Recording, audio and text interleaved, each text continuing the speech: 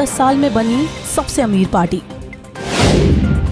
धनबल नहीं जनबल की होगी जीत। आपदा और अग्निवीर बने नए हथियार। प्रियंका ने खेला इमोशनल कार्ड। शुरू हुई उल्टी गिनती। कंगना की जमानत होगी जब्त। अलका। काजा पहुंची ईवीएम मशीन और वीवीपैट। सियासी पारे के साथ बढ़ा हिमाचल का पारा। हिमाचल की राजनीति का समीकरण। कांग्रेस महासचिव प्रियंका गांधी ने भाजपा पर तीखे हमले करते हुए चुनावी लहर को मोड़ने की कोशिश की। प्रियंका ने कहा कि भाजपा ने जितने वादे किए उनमें से एक भी पूरा नहीं किया। कांग्रेस 55 सालों तक सत्ता में रही लेकिन अमीर पार्टी नहीं बन पाई। भाजपा 10 सालों में दुनिया की सबसे अमीर पार्टी बन गई। प्रियंका ने कहा कि कांग्रेस ने कभी विधायकों को खरीदकर सरकारें नहीं गिराई। चंबा में जनसभा को संबोधित करते हुए प्रियंका ने कहा कि हिमाचल में मोदी सरकार ने राज्य सरकार को धनबल से गिराने का प्रयास किया। भाजपा ने विधायकों को 100 करोड़ का लालच दिया। देश के प्रधानमंत्री पर लोकतंत्र को बनाए रखने, नैतिकता को बनाने की जिम्मेदारी होती है, लेकिन ये यहाँ कांग्रेस के विधायकों को खरीदने का काम कर रहे हैं। हिमाचल के मुख्यमंत्री सुखविंदर सिंह सुक्खू लगातार भाजपा पर हमलावर बने हुए हैं। शाहपुर के चंबी मैदान में आयोजित जनसभा में सीएम सुक्खू ने कहा कि भाजपा ने धनबल का प्रयोग कर सरकार को गिराने का षड्यंत्र रचा है। भाजपा जब जनता के वोट से सत्ता की कुर्सी नहीं हासिल कर सकी तो राजनीतिक मंडी में उन्होंने कांग्रेस के 6 विधायकों को खरीदा और बिके हुए विधायक अब भाजपा से प्रत्याशी बने हैं। उन्होंने जनता को सचेत करते हुए कहा कि 1 जून को मतदान करते समय ये मत सोचना कि ये आम चुनाव है। सीएम की कुर्सी 3.5 साल के लिए सुरक्षित है। ये सरकार बनाने के लिए चुनाव नहीं हो रहा है, बल्कि भाजपा को सबक सिखाने के लिए चुनाव हो रहा है। धनबल को सरकार नहीं बल्कि जनता हरा सकती है। हिमाचल प्रदेश में मतदान की तारीख जैसे जैसे नजदीक आ रही है, वैसे वैसे राजनीतिक दलों के हमलावर तेवर भी बढ़ते जा रहे हैं। भाजपा और कांग्रेस ने अंतिम चरण के प्रचार में आपदा और अग्निवीर को अपना हथियार बना लिया। पीएम मोदी और अमित शाह कांग्रेस पर आपदा राशि के बंदर बांट पर आरोप लगा रहे हैं। वहीं राहुल और प्रियंका गांधी अपने भाषणों में अग्निवीर योजना को युवाओं के साथ धोखा बता रहे हैं। दोनों दलों के छोटे और बड़े सभी नेता इन्हीं 2 मुद्दों को भुनाने में जुटे हैं। अब देखना होगा कि मतदाता किसकी बातों में फंसते हैं। हिमाचल आने वाला हर नेता जनता को अपनी इमोशनल बातों से घेरने की कोशिश कर रहा है।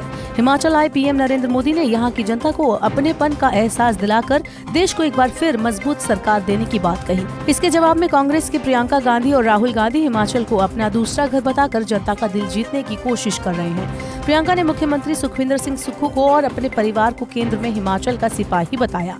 अब देखना होगा कि जनता इमोशनल बातों में 400 का नारा बुलंद करती है या हाथ का साथ देकर हालात बदलती है। ये 4 जून को ही पता चलेगा। हिमाचल में 1 जून को मतदान होना है। कांग्रेस और भाजपा का चुनावी प्रचार चरम पर पहुंच चुका है।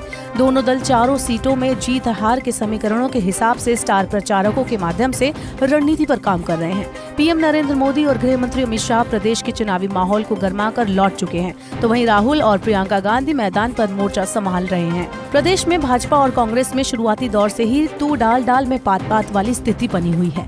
अब कांग्रेस राहुल और प्रियंका के दम पर हुंकार भर रही है। कई संसदीय क्षेत्रों में चुनाव जातिवादी बन गया है। हालांकि सबसे रोचक मुकाबला मंडी सीट पर राजा और रानी के बीच देखने को मिलेगा। महिला कांग्रेस की राष्ट्रीय अध्यक्ष अलका लांबा ने कंगना पर तंज कसते हुए कहा कि ये कोई 3 घंटे की मूवी नहीं है जो फ्लॉप भी हो गई तो कोई बात नहीं। ये लोकसभा का चुनाव है जहां विकास के लिए प्रतिनिधि को पूरे 5 साल के लिए चुना जाता है। मंडी की जनता को ऐसा प्रतिनिधि नहीं चाहिए जो किसी के हाथ की कठपुतली बना रहे और विकास की बात ही ना करे।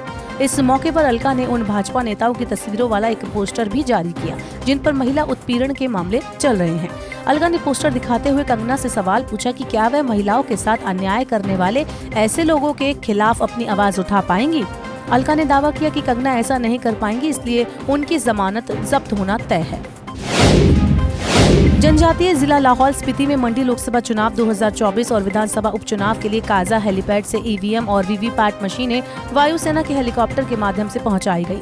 लाहौल स्पीति के सहायक निर्वाचन अधिकारी और अतिरिक्त उपायुक्त राहुल जैन ने बताया कि भारत निर्वाचन आयोग के दिशा निर्देश अनुसार काजा हेलीपैड से स्ट्रांग रूम तक 40 ईवीएम मशीन और वीवीपैट पहुंचाई गई। लाहौल स्पीति में 29 मतदान केंद्रों में 1 जून को मतदान होना है। मतदान के बाद 2 जून को सभी मशीनों को सेना के हेलीकॉप्टर से केलोंग मुख्यालय में मतगणना के लिए स्ट्रांग रूम में पहुंचाया जाएगा।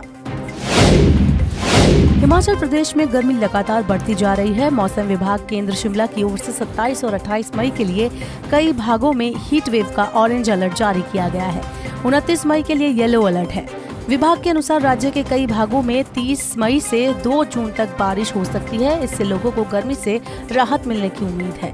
माना जा रहा है कि मतदान के दिन भी हल्की बारिश हो सकती है। प्रदेश के ऊना, नेरी सहित 7 शहरों में अधिकतम पारा 40 डिग्री सेल्सियस के पार दर्ज किया गया।